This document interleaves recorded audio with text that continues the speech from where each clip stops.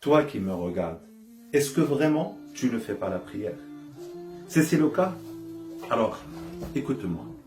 Peut-être tu crains les pandémies, tu crains la mort, tu crains la maladie, mais peut-être que tu ne crains pas Allah Azza wa Jal. Parce que si tu le crains vraiment, tu feras la prière. Dans cette vidéo, je vais essayer de te donner des astuces comment tu vas tenir exactement, correctement la prière et qu'il sera avec toi dans ta vie jusqu'à la mort. Dans cette vidéo, nous allons parler sur le danger de la prière et nous allons apprendre des astuces vraiment importantes qui vont nous aider à tenir la prière jusqu'au bout.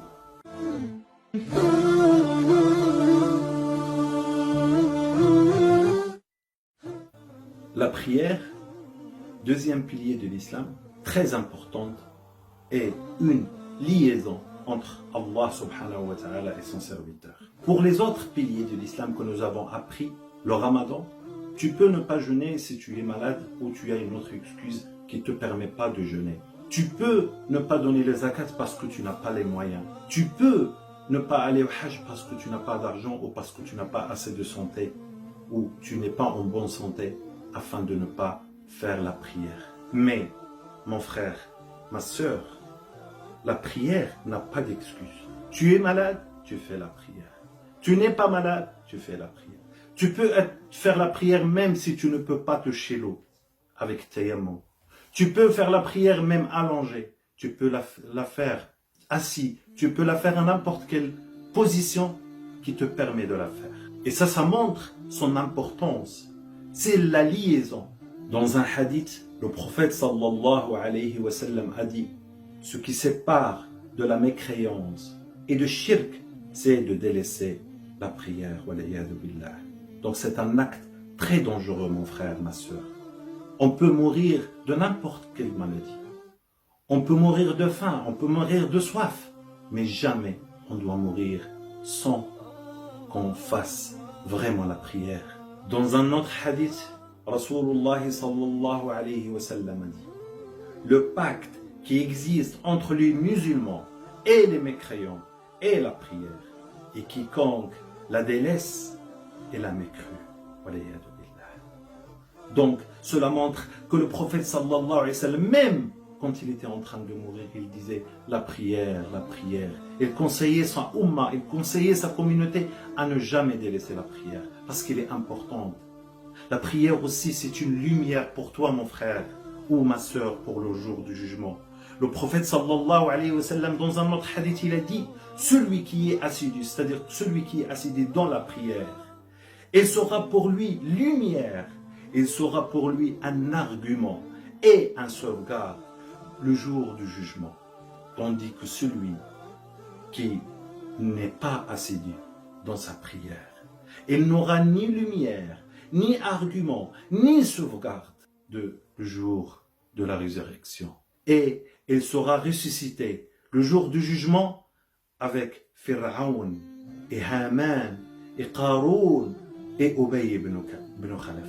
Il faut qu'on médite, mes frères, mes sœurs, comme le prophète sallallahu alayhi wa sallam, parce que pour chaque mot, il y a toujours un vrai message. Si tu fais la prière, tu auras une lumière. Si tu ne fais pas la prière, tu n'as pas de lumière. Ça, c'est un. Et assidûment. Deuxièmement, tu seras sauvegardé. Tu seras épargné de tout mal.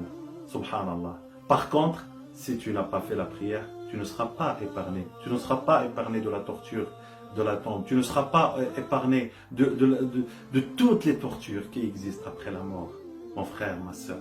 Pour qu'on préserve la prière, pour qu'on ait une prière assidue, comme dans le hadith qu'on vient de voir, je vous conseille, ainsi que de moi-même, surtout toi, si tu ne fais pas la prière, de commencer maintenant, d'arrêter tout de suite de ne pas faire la prière. D'arrêter tout de suite si tu ne fais pas la prière, alors tu te repentis maintenant. Le repentir, il ne faut jamais le retarder. Même si tu fais n'importe quel péché. Parce que Ash-Shaytan, il va venir vers toi, il va te dire: ouais, mais toi, je sais pas, tu fais ça, ou tu fais ci, ou tu voles, ou tu bois, Même si tu fais tous les péchés du monde, la prière ne la laisse pas. Et commence maintenant. Fais un vrai repentir envers Allah Azza wa Jalla. fais un repentir sincère envers Allah subhanahu wa ta'ala. Maintenant, un repentir, comment on fait un repentir? Un repentir, je dois regretter le passé, regretter toutes les années où je n'ai pas fait la prière.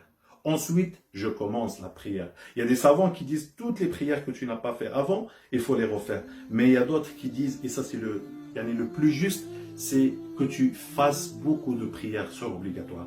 Nous sommes, Inch'Allah, sur la porte de Ramadan. Alors c'est le moment où jamais que tu fasses beaucoup de prières surobligatoires. Tu fais tarawih chez toi, avec ta famille, avec cette période de confinement. Essaye de faire le maximum. Et fais un repentir sincèrement à Allah Azza wa Jal. Parle avec Allah subhanahu wa ta'ala afin qu'il t'accepte. Il accepte ton repentir, mon frère, ma soeur. Deuxièmement, pour que Allah subhanahu wa ta'ala il t'aide à prier et à être assidu dans tes prières et gagner la lumière dont on vient de parler. Gagner la lumière le jour de la résurrection. Donc on a dit, deuxièmement, implorer Allah subhanahu wa ta'ala. Demandez à Allah sincèrement, Ya Allah, je veux que je sois assidu dans mes prières. Ya Allah, je suis perdu par ci, par ça, et j'arrête la prière. Alors que j'ai commencé et j'ai recommencé, mais je n'arrive pas. À chaque fois que je commence, il y a des problèmes, il y a des soucis et j'arrête. Ya Allah, aide-moi. Et Allah subhanahu wa ta'ala, il va t'ouvrir la porte. Il va te donner la facilité. Il va te donner l'envie. Il va te donner tous les outils pour que tu sois assidu dans ta prière. Parce que c'est Allah qui guide. Iyyaka na'budu wa iyyaka nasta'in. On le dit dans la prière.